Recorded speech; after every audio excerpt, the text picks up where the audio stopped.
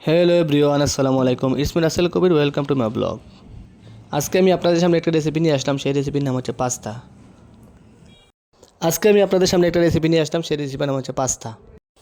প্রথমে আমি চুলার মধ্যে পানি বসিয়ে দিলাম। পানি গরম হওয়ার জন্য অপেক্ষা করব, পরে পাস্তা ঢেলে দিব। ঢেলে দেওয়ার পরে একটু নাড়া চেড়ে দেবো যাতে পাস্তাটা আমি একটু নাড়াচাড়া করে ভালোভাবে সিদ্ধ হয়।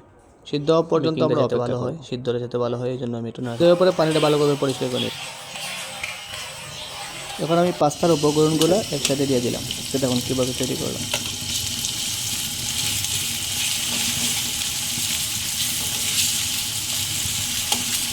সেই মজা হবে আজকে, সেই মজা হবে ইনশাআল্লাহ।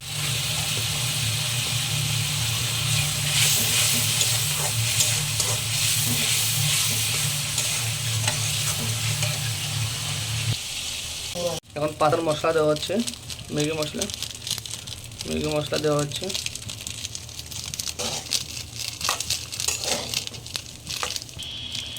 মশলাগুলো আগে ভালো করে দিয়ে দিলাম।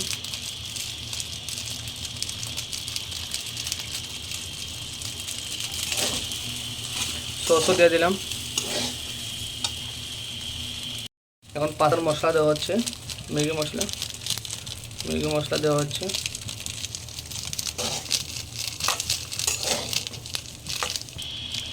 মশলাগুলো আগে ভালো করে দিয়ে দিলাম।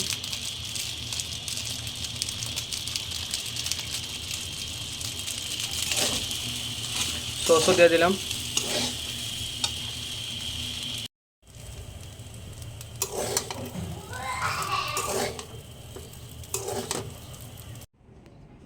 ইনশাআল্লাহ মজা হবে।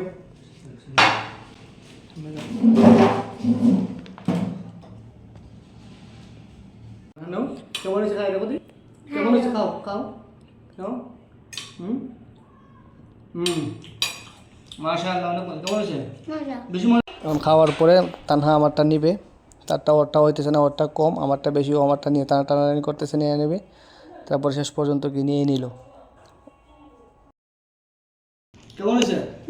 বেশি মজা মজা হয়েছে সে ধন্যবাদ বলতেছে, দাও। সেও খুশি। ধন্যবাদ। খাওয়ার পরে বলো ধন্যবাদ।